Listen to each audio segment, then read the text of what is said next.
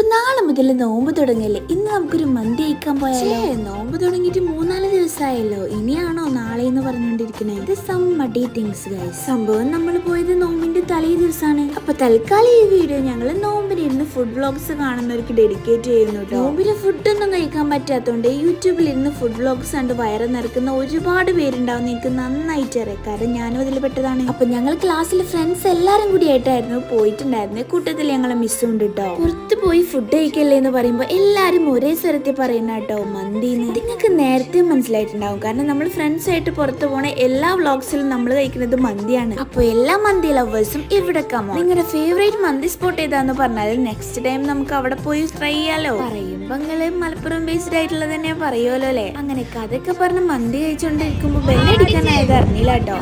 Okay bye, ഇനി എന്തായാലും അടുത്ത വീഡിയോയിലായിട്ട് കാണാം.